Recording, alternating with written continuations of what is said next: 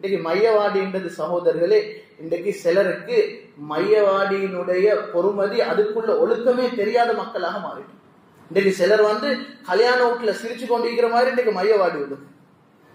எவ்வளவு பெரிய ஒரு மோசமான செய்தி தெரியுமா? அந்நியர்கள்ட்ட நாங்க பழகணும் இந்த பழக்கத்தை. அந்நியர்கள்ட்ட பழகணும். ஒரு மையவாடிக்கு எப்படி ஒழுக்கத்தை பேணணும். இன்னைக்கு நிறைய இடத்துல நாங்க பாக்குறோம், மிச்ச நாளைக்கு போறோம் கல்யாண வீட்டுல ஒன்று சேர்ந்து கண்ட மாதிரி சிரிச்சு கொண்டு. அன்றைக்கு ஒரு ஜனாசாக்கு போனோம், தெய்வலையில ஜனாசா அடக்கி கொண்டு இருக்கிறாங்க. பின்னுக்கு 3 பேர் கத்தி கத்தி பேசினத்தால எல்லாரும் அவனுக்கு அடக்கம் செஞ்சுக்க கூடியவெல்லாம் திரும்பி பார்த்து சொல்றாங்க, கொஞ்சம் கொஞ்சம் அமைதியா இருக்க சொல்லுங்க. அன்பானவர்களே, எங்களோட ஒரு உறவினருடைய மையத்துக்கு போயிட்டு இருக்கிறோம். எங்களோட ஒரு நண்பர் அவரோட வாப்பாவை கண்ணீரோட கபூர்ல வச்சு கொண்டு இருக்கிறாரு. ஒழுக்கம் இன்னைக்கு போல நாங்க சிரிச்சு கொண்டு பேசுறதா ஒழுக்கம் சகோதரர்கள்? எங்க போச்சு ஒழுக்கம்? எங்க போச்சு ஒழுக்கம்? அல்லாஹ்வுடைய பக்கம் பயத்தை ஒரு பக்கம் வைங்க, அதுதான் இல்ல. மனிதனுடைய ஒரு மனிதாபியம் சரியில்லையா? ஒரு புள்ள தனது வாப்பா ஒரு உம்மாவை கண்ணீரோடு அந்த கபூருக்கு அடக்கி கொண்டிருக்கும் பொழுது நாங்க 3 பேர் இணைக்கிறது கொண்டு சிரிச்சு கொண்டு பேசுற இடமா சகோதரர்களே? எங்க ஒழுக்கம் போச்சு? இன்றைக்கு மையவாடிக்கு ஒழுக்கம் சொல்லிக் கொடுக்கக்கூடிய நிலைமையாக உருவாகிட்டது.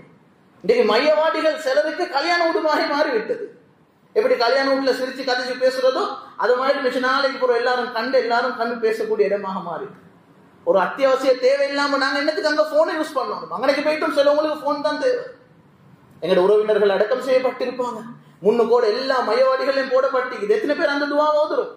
ஒரு மையவாடிக்கு வரும் பொழுது ஒரு முஸ்லிமாக இருக்கக்கூடிய நான் அந்த மையவாடி மக்பராவுக்கு நுழையும் போது ஓதக்கூடிய துவா இன்றைக்கு எங்களோட எல்லா மையவாடிகளையும் பெருசா போட்டிக்கு எத்தனை பேர் ஓதுறோம் சகோதரர்கள்?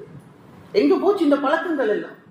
இன்றைக்கு மையவாடின்றது ஒரு வகையான ஒரு சொட்டு மனசுக்கு பயமும் இல்லாத ஒரு இடமாக, இது என்ன டெய்லி போயிட்டு வர ஒரு இடமாக இன்றைக்கு மாறிட்டு சிலருக்கு. அன்பான மேலான பெரியவர்களே, சகோதரர்களே, மையவாடிகளுக்கு கபூர்ல காலடி வைக்கும் பொழுது கண்ணால கண்ணீர் கொட்டக்கூடியவர்களாக உருவாகும். அந்த இடத்துல வீணான பேச்சுகளை தவிர்க்கப்படணும்.